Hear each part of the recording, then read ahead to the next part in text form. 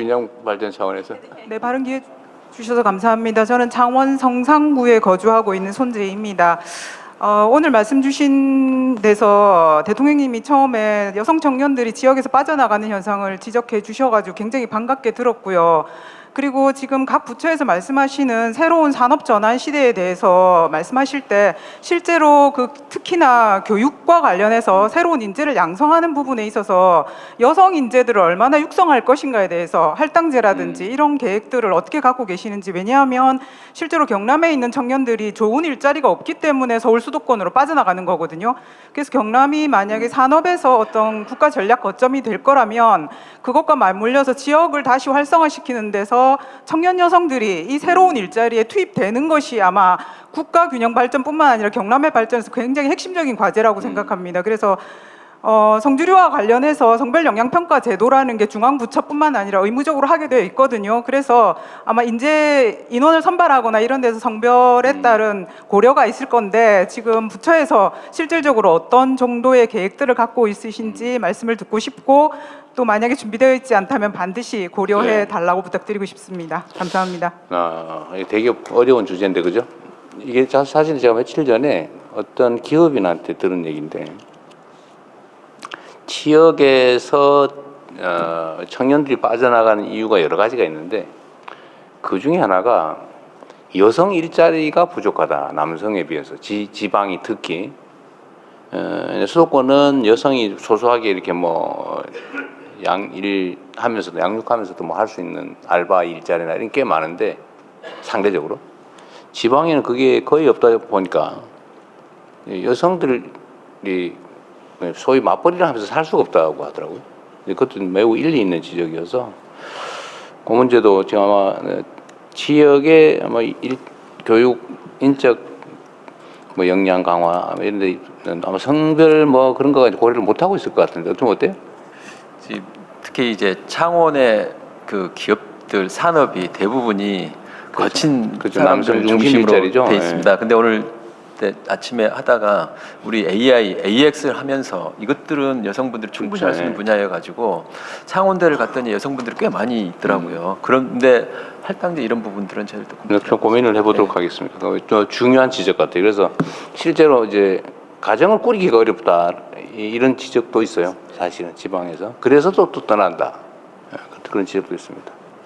예, 그러면 아까 균형 말씀하셨던 남성분께 마이크 전해드리고 그 다음은 맨 뒤쪽으로 가겠습니다. 잠시만 기다려 주시고요. 먼저 말씀 듣겠습니다.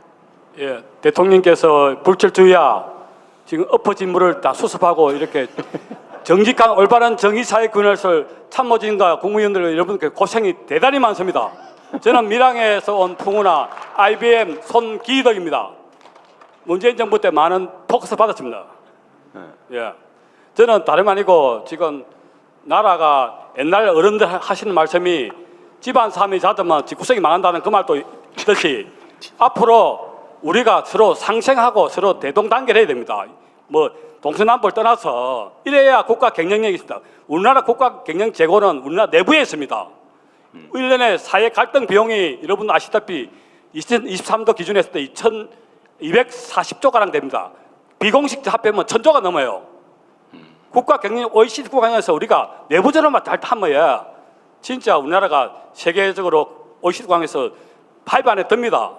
이것부터 우리가 대통령께서 앞으로 단기, 중기, 장기적으로 하여튼 이거를 잘 포용 수습할 수 있는 그런 정책적 대안을 좀 앞으로 좀 고민해서 좀 말씀해 주시면 고맙겠습니다. 이상입니다. 네, 감사합니다. 박수 한번 주세요. 사실 참 말하기 어려운데 지금 말씀하신 분 지적이 정말로 정확하죠. 근데 우리 사회가 갈등도 심하고 물론 다른 나라도 비슷비슷하긴 해요. 더 극심한 데도 있고 또 더 심해지고 있는 곳도 있고. 근데 대한민국은 그 와중에도 좀 덜한 편이긴 한데 그래도 지금 그 갈등 비용이 점점 커지고 있죠. 제가 그런 말씀 가끔 드리는데 대한민국은 이게 종교가 이렇게 다양하게 있잖아요. 불교, 천주교, 뭐 원불교, 개신교 많이 있는데 상당한 비중으로 비슷비슷하게 존재할 경우 되게 종교적 갈등 때문에 사회적으로 충돌이 발생합니다. 근데 대한민국은 신통하게도 종교 갈등에 따른 사회 불안은 거의 없는 나라였어요. 물론 최근에 조금 이제 좀 심화되는, 특히 예외적인 경우니까 그거는 대단한 사람들이죠. 그런데 제일 심각한 건 정치적 갈등이죠, 그렇죠? 물론 저도 책임이 있습니다. 뭐 어찌 보면 제일 클 수도 있죠. 최고의 책임자니까 책임이 제일 클 수 있습니다. 제가 자주 말씀드리지만 역시 지적하신 대로 우리가 대외 경쟁을 할 때는, 그러니까 집안에서야 뭐 그럴 수 있는데 그 대외적 관계에서는 이게 집안 갈등이라고 하는 게 엄청난 손상을 가져오죠, 손실을. 근데 이것도 역시 비슷합니다. 이게 잘하기 경쟁을 하기 위해서 갈등하면 그건 좋아요. 갈등이 있지만 궁극적으로는 좋은 결과를 빚죠. 근데 잘못하기 경쟁을 하면 이제 망하는 길로 가는 거죠. 누가 더 못하나 보자. 네가 더 못하나 내가 더 못하나. 못하게 하기, 발목 잡기, 뭐 음해하기, 막 거짓말, 토론이 불가능한 사회로 하지도 않은 말을 한 걸로 만들어 가지고 공격하고 막 이래버리면 이 갈등이 격화되죠. 이게 사실 정치 풍도가 제일 큰 원인을 차지할 텐데 뭐 저부터 노력해서라도 지적하신 부분을 최소화하도록 해보겠습니다. 그런데 역시 이 문제도 제가 책임을 회피하자는 건 아니니까 오해하지 마시고 결국 국민이 하는 겁니다. 결국 그 자리에 누구를 갖다 놓을 거냐는 국민이 판단하거든요. 국민이 결정한다. 다 함께 책임져 가면서 정말 이 문제는 어떻게든지 좀 완화하면 좋겠어요.